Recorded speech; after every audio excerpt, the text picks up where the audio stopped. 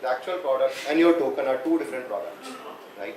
Your product might do good, but your token might fall badly. It happens with everyone. It has happened with us as well, right? So you need to think from two different perspectives. Tokenomics is a separate topic. Like as Ashwari said, I completely agree with him. In 90% of the cases, you don't need a token, right? You don't need a token. Why do you need a token, right? You should be able to answer that, and I'm like 100% sure 95% of the people here won't be able to answer it, that this is why we are having a token. Right? If you have an answer, then you should have a token, otherwise you should not have a token. You will not be able to justify it. Forget about the investors, right? They are just one part of the ecosystem, but the bigger part is the community, bigger part is your users, right? So when you launch your token, it has come up into the market and you have no utility, you have no answer to the question, what will I do with this token that I have? The token will fall badly and that will impact your product, even if your product is good, right? But your token is going down, because the harsh reality in this space is, if you have a token, your product is judged by your token's performance, but not by the actual product's performance, right? So you need to think twice whether you need to have a token or not, and it does not impact investments, right? So, like, can we have a different revenue model rather than like introducing a token? Like, token is not a revenue model. That's the misnomer. That's a misconception that token is a revenue model. That's the problem. Everybody thinks token from the economic standpoint, that if we have a token, we'll have a revenue model. How does token converts to a revenue? No way, it doesn't. Your product converts to the revenue, right? So token is not your revenue stream. Okay, so in traditional world, you have companies, you have private limited companies, you have public limited companies, you have shares, allocations over there. Does shares convert into some kind of revenue? Not really, but No, right? So same is true for the token. Users for, like, they charge the users like fiat currency, like for that. So like, should we do a similar thing and like charge the users a token for performing stuff on a platform? So if your product requires some kind of money, some kind of subscription model, some kind of payment, I advise this to everyone. Don't just have your token, specifically to have payments in your token on your app, because it creates friction. First of all, your token is not liquid in the market. By liquid, I mean there is no liquidity in the market. So if I'll have to buy your services in your token, my first challenge is how to get your token. That's the challenge, right? Now the second challenge is, when you force someone to do that, and let's assume I am a ETH maxi, let's not call myself a maxi, but let's assume I have ETH, I have USDC, I have BTC, and I don't want to take a risk into your token because you are a very new player right now, and market can dump, can pump, and anything can happen, right? So when you specifically launch your services in your token, you reduce your market share, right?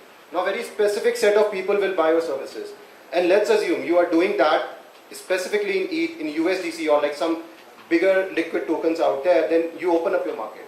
So the initial target for a product should always be to capture the market. Once you have a market, then you can launch your own token, right? And specifically with some discounts, that if you purchase this specific service in my token, we'll give you a 10% discount, right? And eventually over the period of next 4 to 6 months, you convert in the entire revenue model into your token. That gives your token a utility and use case as well, right? But not in the early stages, I would say, because that creates a friction. So see, in early stages, the entire idea or target should be to reduce as many problems, as many frictions, as many competitions as you can, right? And tokens, I believe, just increases one more friction. So in early stages, you should not have a token. Maybe at later. So like I am also working on a new product that we'll launch very soon, and we have decided we'll not have token in the beginning. And how did you go about the token for QuickSwap? Sorry? How did you go about the token for QuickSwap? So QuickSwap already has a token. Right. So when we started, we launched with a token because we had an utility, a very important stuff. So when we started in 2020, right? So at that point of time, our challenge was how to get users, how to get liquidity onto the DEX, right? There was no way of doing it because all the other exchanges out there, they were doing some kind of farming, right? So giving APIs and stuff. So those were more lucrative, right? So from the DEX perspective, what's the business of a DEX? The volume that we get, it's actually the business, right? Because out of that volume, we take a certain fee share that goes to the liquidity provider, some goes to the community members, quick stakers, some comes back to us, which we use for development, marketing, and other stuff, right? So the problem was like how to get a liquidity, because it's like a chicken and egg problem. If you don't have a liquidity, you will not have a volume. If you don't have a volume, no revenue, no liquidity providers will come. So we had to somehow entice those liquidity providers to come to us, and for that we needed token, right? Because we needed to start some kind of farming, give them some kind of incentives in order to come to our platform and use it, right? So that's why we started with token at that point of time, otherwise we would not have. And that was the case why Uniswap also launched their token. Uniswap initially did not start with a token, but later on they realized that they will not have a token. If they will not have some kind of initial farming, then sushi or other products, they will like simply kill them. Like Uni won't be there. So you should have a very clear-cut understanding of why you should have a token and why you should not. Okay, thank you. So I'll talk a little bit about my journey into this space. So I've been like working in this space for more than 5 years now. I guess I started in 2017. That's when I left my regular 9 to 6 job, right? So I'll talk a little bit about that. Not much. I'll not take much time, and then I'll leave it to you guys if you have anything to ask me. Right? Yeah, like myself, Sameep Singhania, and I'm like one of the co-founders of QuickSwap. And like I'm very much into blockchain industry, right? So when I started in 2017, I still remember I was doing freelancing at that time, right? So I was looking for something to work upon, some new technology or something like which is still early, which is still very new, right? Because I always wanted to get into something from its baby stages, right? Not when it's adolescent or when it's adult, right? So that's when I like stumbled upon blockchain, and I did my first project, and I was like in love with this, right? So I was a Java developer before that, but I don't know J of Java now after I started working in this space, right? And I hope that becomes true for you guys as well, right? So since then I have like built a lot of like top-notch products, specifically in DeFi space. I work with OpenBazaar. OpenBazaar was like a decentralized Amazon. They were trying to build a decentralized marketplace, but then due to some funding issues and some of their, I would say, internal misorganization, they failed, and they recently shut down their product. Still up because it's a decentralized network, so you cannot shut it down, but the company is like shut down now. So I worked with them. I created their entire smart contracts infrastructure. Then I worked with Paraswap. I'm not sure how many of you are aware of Paraswap, but DeFi guys should be aware of Paraswap, right? Like it's one of the top 5 applications in the DeFi industry. Aggregators, have you guys heard about aggregators? What aggregators you guys have heard about? 1inch. 1inch. You all know 1inch? Okay, cool. So 1inch and? Kyber Swap, I would not say it's like an aggregator, right? But Kyber is small, right? Paraswap is bigger than. So Paraswap is like in very much, like if you talk about volumes and like those numbers, like same as 1inch, I would say. So 1inch was our competitor. In early days of 1inch, we found a bug in 1inch, which if we would have exploited, 1inch would have been destroyed, but we didn't, right? So, and they are still thankful for that.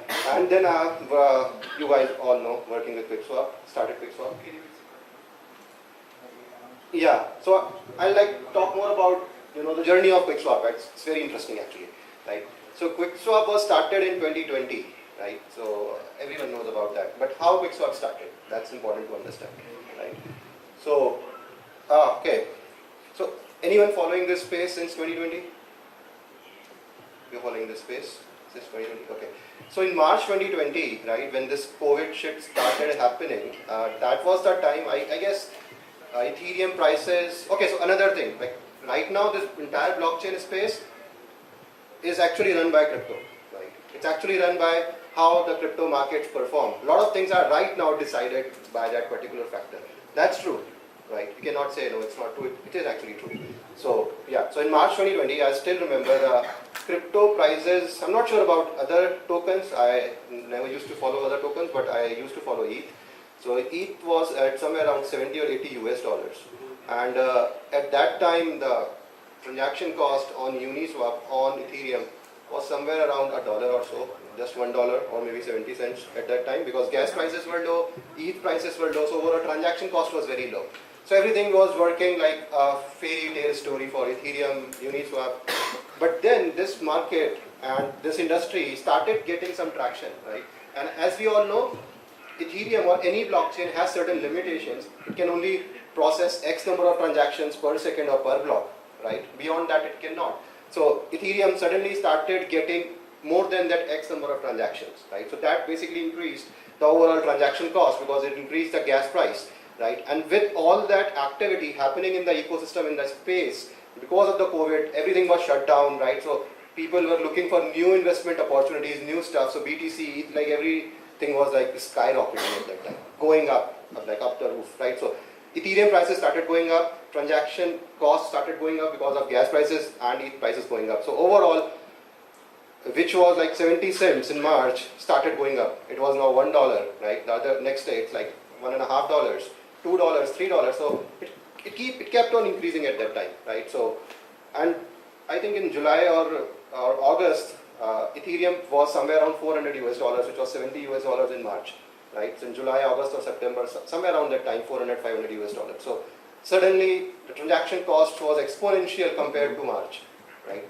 So, and I was already working with Polygon at that time, right? I was the one who launched first few projects on Polygon, like I think the first or second project that launched on the Polygon mainnet that was launched, deployed by me, right? So was working with all the founders of like Polygon since very early days when even Matic was not there. They were working on Tagger and stuff. So I met Anurag at, I remember 2019, IIT Mumbai. I was there for a talk and he was there as well.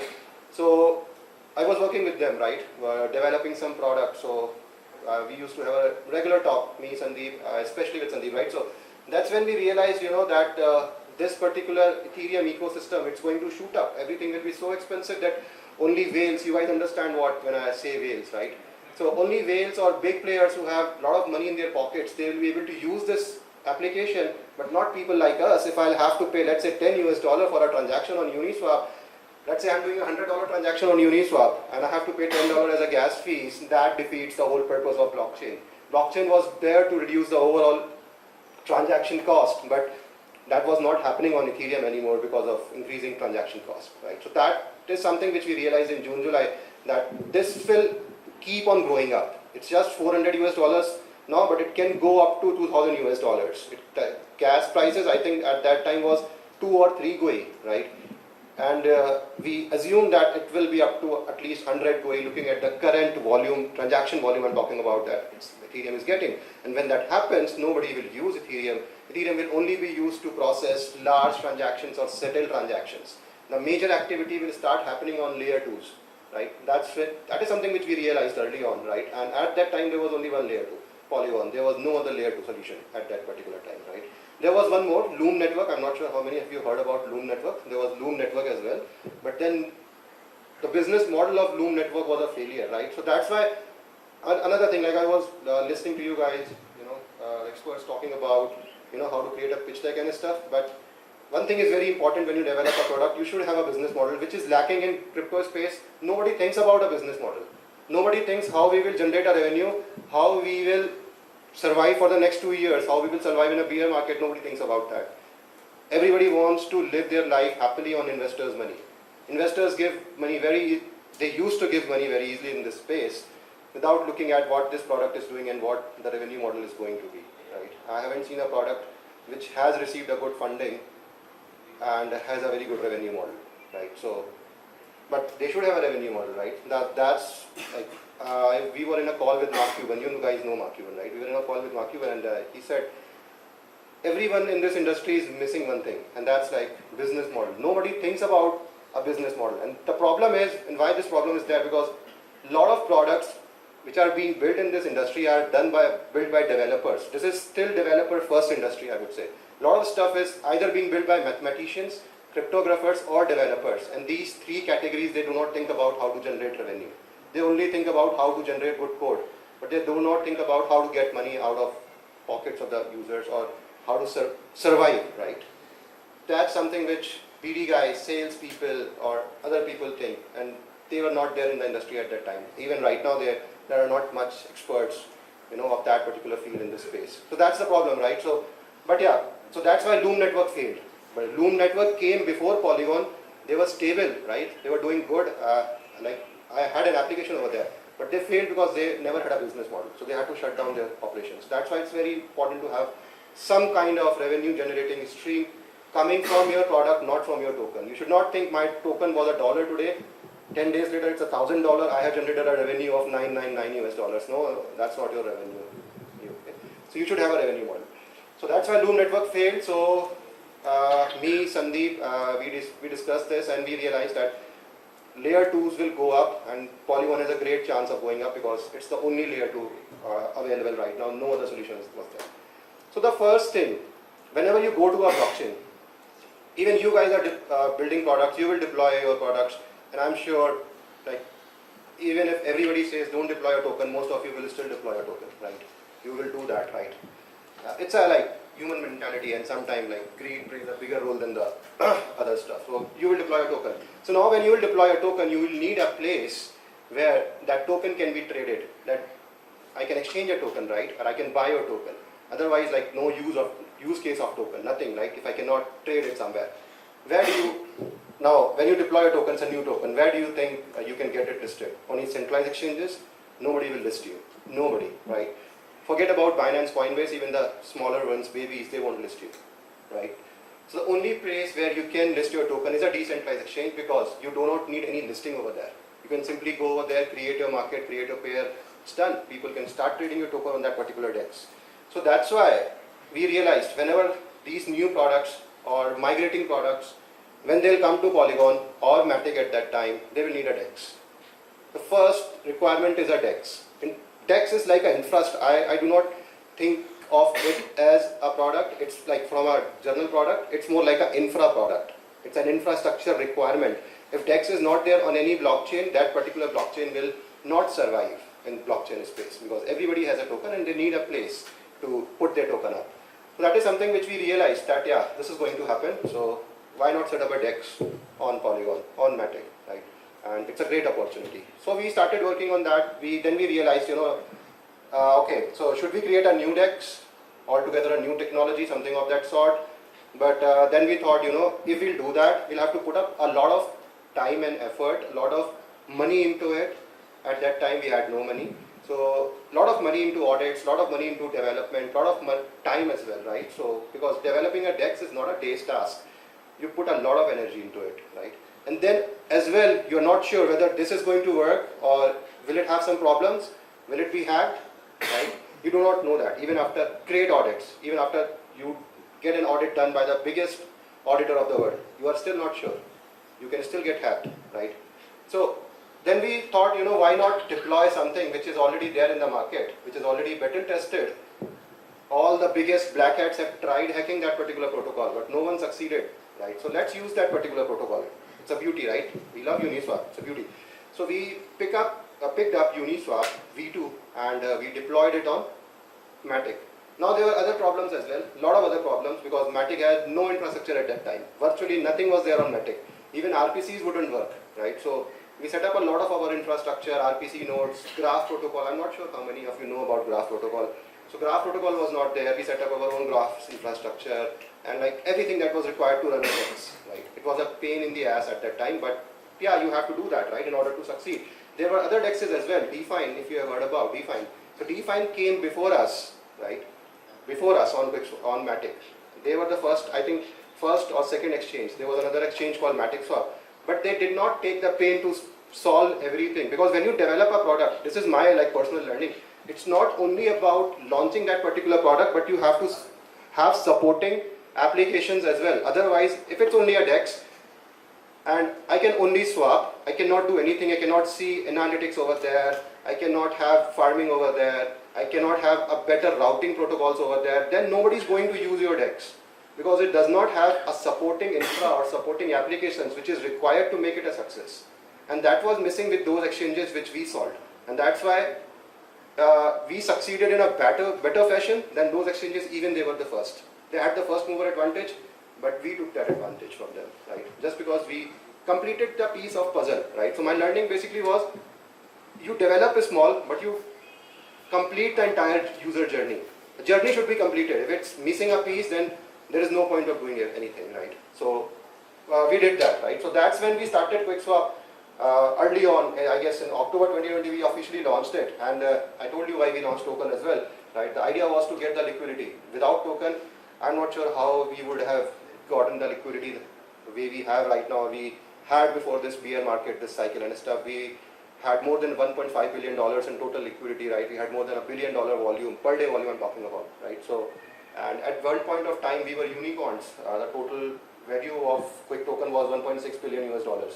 So all that happened because we basically completed the journey, right? If a new product is coming, if a user was coming, they had everything they required in order to launch their token, in order to trade a token, right? And then our BD team was very receptive, right? Every project that was coming to Polygon, their team was sending to us, even to do, they send them to us, not to Uniswap, because our team is responding to their queries, right? Other DEXs or other exchanges, they were not responding to their queries. If somebody wanted to list their tokens or some kind of rewards and stuff. So that was very important, I would say. That's why I think that is one of the major factors why we succeeded as well. So that's how we started, QuickSwap.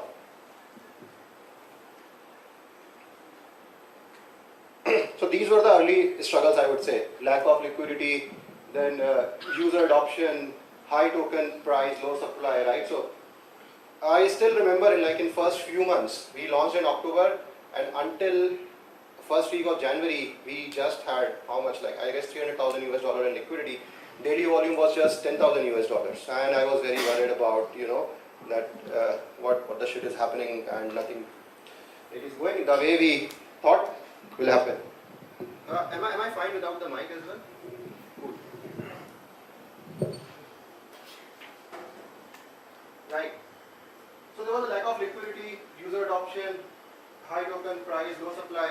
So for user adoption now we started partnering up. I also feel very strongly after the experience of QuickSwap that it's not the idea which succeeds, it's the team that succeeds, right? It's the execution that succeeds. A lot of people can have the same idea, right? They can start working on it, but very few will succeed, or 1 out of 100 will succeed. That's because how you execute that, right? And who's your team, right? Who you are working with, that's very important, right? So that's when we partnered with Rock. I think this is one of the best things that could have happened to me, working with Rock and LDA. Okay.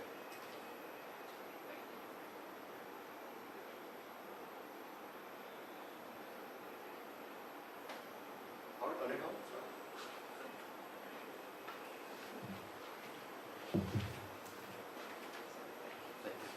Yeah.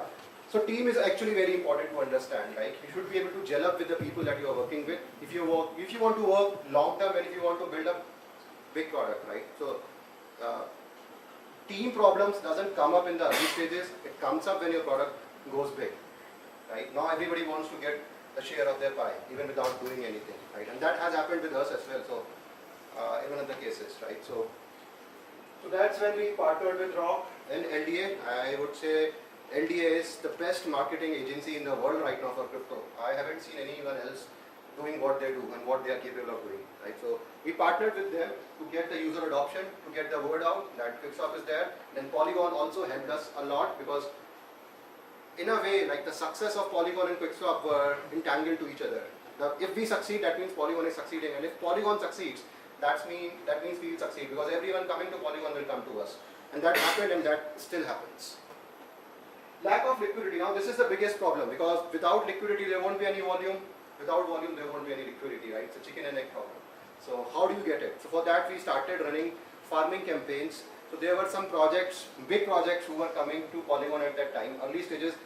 Aave was the first project. I would say at that time it was very big for Polygon, very big for QuickSwap, when they joined the Polygon wagon in January 2021, I guess.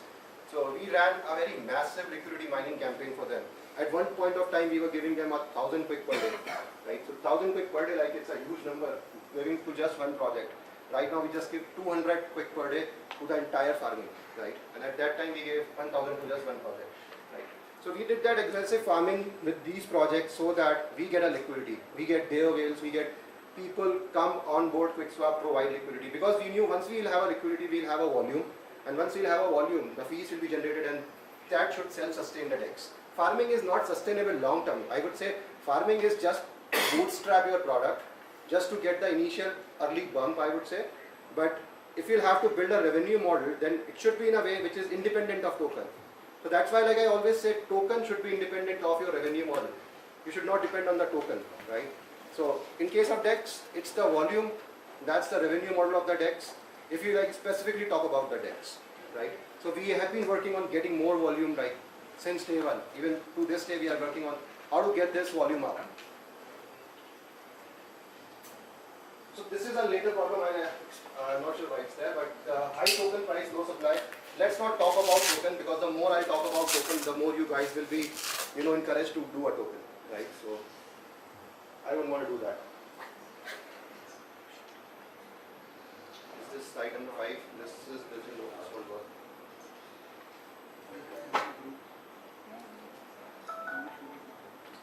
So this is the timeline, right? In order to use it. And you need to reduce those pain points as much as you can. You cannot have any scapegoats that blockchain is a new technology. We do not have this infrastructure. We do not have that. We do not have that shit and stuff. Nobody cares about that, to be very honest. Right? You need to fix that. So yeah, so by doing that, we never wanted to be a DEX only product, right? The overall idea was to create a suite of products and then turn ourselves into an ecosystem, right? So we started with quick staking because now we have a token, right? So since we have a token, that was because we needed it, but now we need to give some kind of utility to the users. Because as I said, if there is no utility, they will start dumping it. And when they'll start dumping it, the price will go down. And the sad truth is, when the price will go down, everybody will think that the product is doing bad. That's how it happens in the traditional world as well. The shares started going down, everybody thinks that, this company is not doing good. And shares can drop down because of 100 reasons. One of them could be company not doing good, but there are 99 other reasons as well. But nobody thinks about that. So same happens in the token industry, this industry as well. If you have a token, it's going down, that means your product is doing bad, you are not doing good, your team is shit, and everything. All the hell will start raining on you from the community, right? Just because the token going down, because of some other shit happening. So that's why we started this staking program that gives some kind of utility to the token, that as a quick holder you can stake your token and you can get a portion of the revenue that the DEX generates, right? So last year only we gave away, I do not have exact numbers, but I think somewhere around 120 million US dollars in revenue to the liquidity providers and to our stakers. So now that's a big use case for the the reason for people to hold token, right?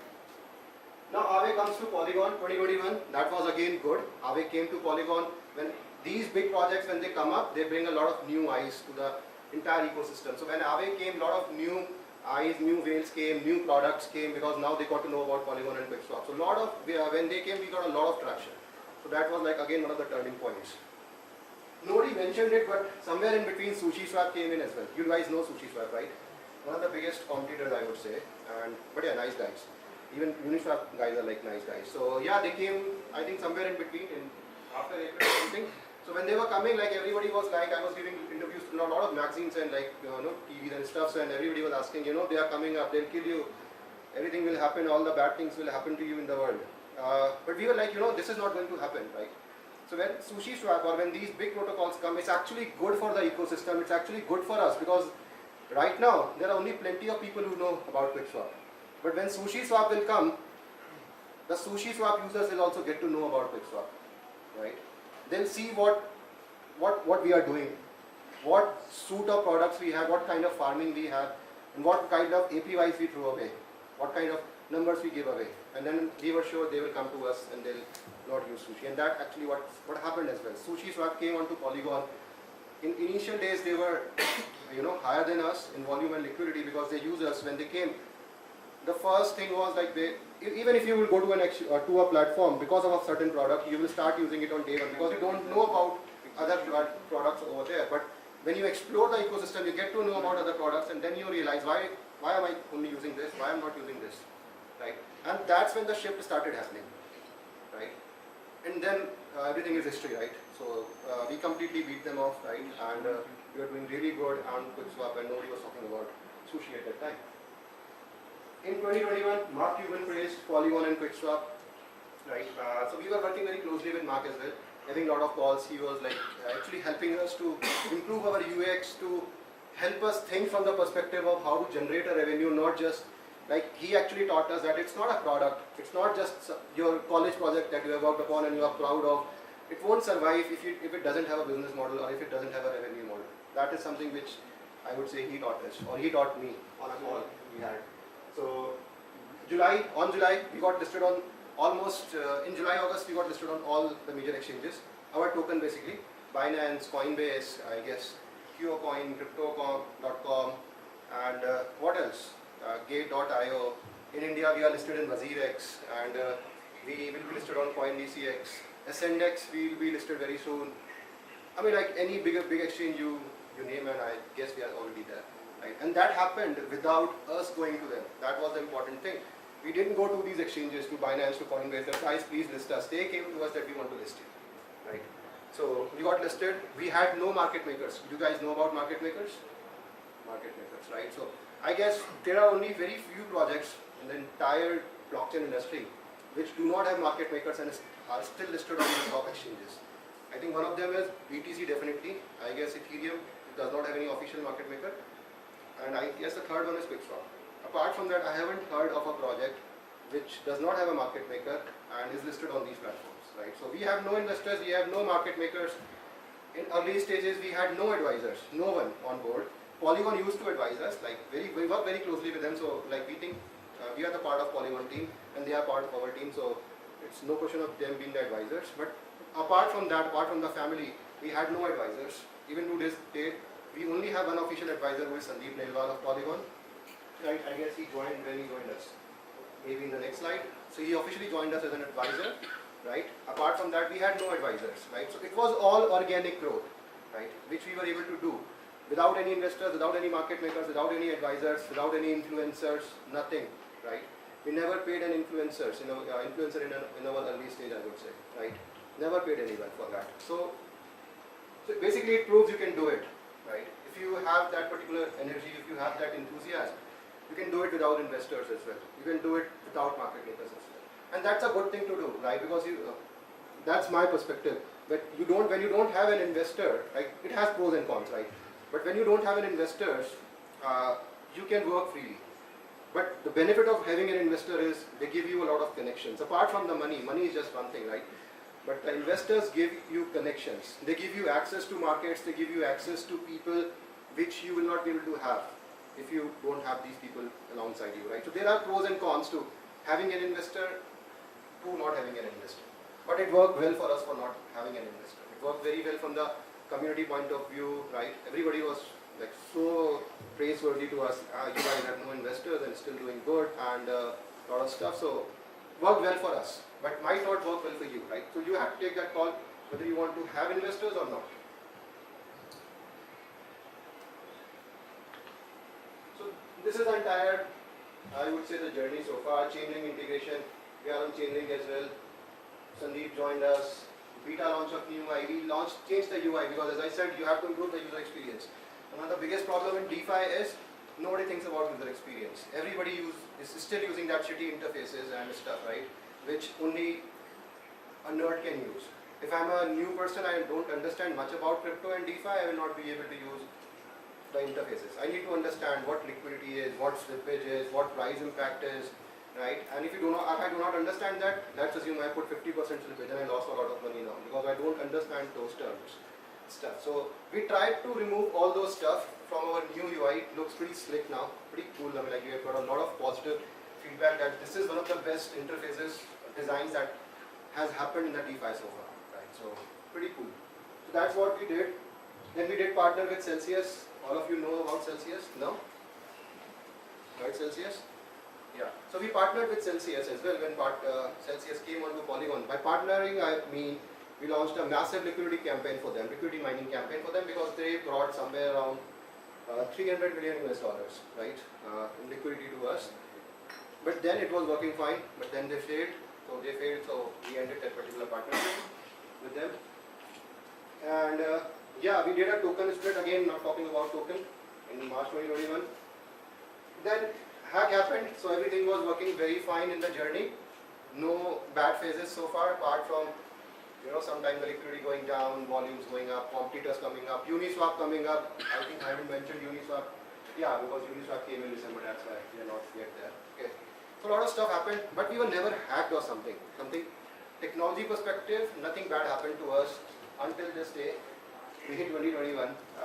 We were not hacked, actually GoDaddy was hacked. Right? So GoDaddy was hacked, so some hacker got access to our domain. And they basically changed the DNS, all the settings and stuff, and rerouted things to their stuff, right? So they basically changed our UI, not changed our UI from the design perspective, but internally, and if your user is doing a swap, the money was going to the hacker, right? So that happened, and we were able to fix it in a day, not in a day, I guess 4 or 5 hours, right? We were able to fix it in 4 or 5 hours. I got a lot of help from my friend sitting over there within, right? So yeah, so this happened, so this will keep happening, right? Then we launched predictions market, Dragonfly roadmap, because as I said, our plan was to first start a product, then build a suite of products, and then convert ourselves into an ecosystem, right? Like that's a journey or life cycle of any product which needs to grow big, which wants to go into the ranges of, I would say, top projects. You cannot do it with just one single product. You need to have an entire ecosystem. You need to create an ecosystem where other products or other projects, they use you as an infrastructure layer. That's what Polygon is doing as well if you look into it, right? They're creating an ecosystem, not just Polygon POS chain. They have ZK chains as well, they have availability layers as well, they have identity systems as well, right? So they are creating an entire ecosystem because for the long run, this will help them succeed, right? So that's what we were doing as well, right? Since day one when we launched quick staking, we launched Dragon Syrup. We were trying to convert ourselves from a single product to a suite of products into an ecosystem. So we want to create a DeFi ecosystem, right? Which will have a DEX, which will have a lending markets, which will have a prediction markets, which will have a derivatives market, everything, right? That you can think of. Because that's a complete suite. Even in the traditional world, when you go to an exchange, it's not just an exchange where you transfer money or where you buy shares. It has an options. It has a component of some applications have component of loans as well. Some applications have DOVs. No, they don't have DOVs, but they have structured products as well. They have derivatives as well, right? But nobody just has a single swapping mechanism where you can go in, buy a line share, and that's the only thing you can do. If there is some application, nobody will use it, right? So you need to create an ecosystem that we jumped into it in June 2020, June 2021. So, I think the date is wrong. It wasn't 2021. But yeah, we started with that. Predictions market, Dragonfly roadmap, right? So yeah, we are also doing isolated lending markets and a lot of stuff, right? So I don't want to discuss it here. I mean, I don't want to take your time, but the entire idea is to create an ecosystem, right? So this is all coming soon and stuff, right? So complete new UI, it's done. V3 licensing. So we have launched V3 as well. Isolated lending and borrowing, featured advertisements, syrup education materials, leverage farming, build a farm. So a lot of stuff, as I said, we plan to do in order to become an ecosystem. Yeah, again, like we are moving to a new version of a DEX. In the ecosystem, our primary product is a DEX. So we are moving from our current V2 model to a new V3 model, which is a very similar to concentrated liquidity. I'm not sure how many of you are aware of how concentrated liquidity works. You should read about it. It's an interesting topic, right? So we are moving into that domain now. The work is already under progress. I think in next week or so we'll launch it officially. Yeah. So that has been the journey so far, I would say, right? That's how we have built QuickSwap. I have specifically talked about QuickSwap. I could have talked about OpenBazaar or Paraswap as well. But yeah, QuickSwap's journey has been more entertaining for me, more learning for me. So that's why I shared about this. Cool. So anything that you guys wanted to ask or? We have a mic. Hello. This is a miscellaneous question, but I just wanted to ask you. So as you mentioned, you have been into Web3 space for a long time. So as you mentioned that utility token is not an important aspect to adapt according to you. Right? So I just wanted to ask you, what are the 3 most important things or features that a VC or an investor looks into a picture or a product? Okay. So first of all, I never, so when I said you should not focus on token, right? But I never meant to say that utility tokens has no value. It has value, right? If you can launch a token, but you should have a reason why you are launching a token. In our case, we had a reason, so we launched a token. And if we had not launched a token at that time, I think we would not have succeeded. That's my gut feeling, right? So you can still have a utility, and if you have a utility, you should outrightly deploy a token, launch a token, I would say, right? Now the next thing, whenever you are building a product, you should not build it for a VC, right? You should not build something keeping in mind whether investor will like it or not. You should not do that. Never ever you should do that, because then you start building products for VCs. You're not building product for users. You should think what users will like, because VCs like what users like, right? VCs will never use your, so I have been, so we had no investors, but I have been in talks with a lot of people, because now everybody wants to invest in QuickSwap, right? So I've been in talks with biggest investors that you can think of, right? And nobody, even after several talks, I asked them, have you used this QuickSwap? No, I haven't used it, right? So VC will not use your product, right? So you should not build it for them. You should build it for the users. Think about users. Don't think about what VC will like or what feature should I build that VC will like, right? Never ever do that.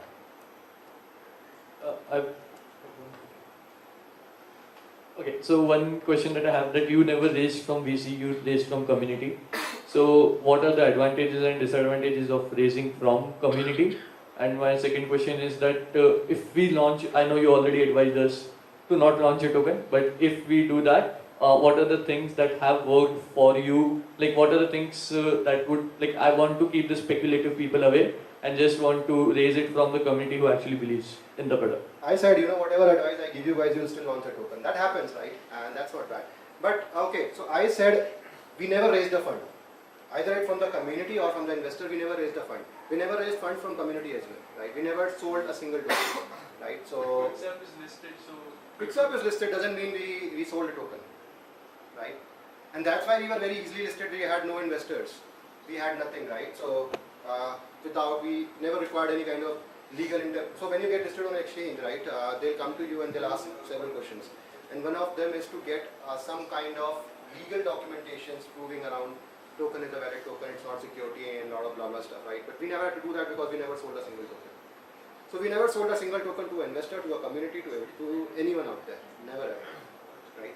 So, and what was the next question, sorry, around that token? Yeah, so my question was, if you already advised us not to launch a token, but let's say that if we do launch a token early on, I want to keep the speculative people away and just keep it for the believers and people who are working. Like the idea is to, because then the price can fluctuate a lot. So how do you advise us go about that?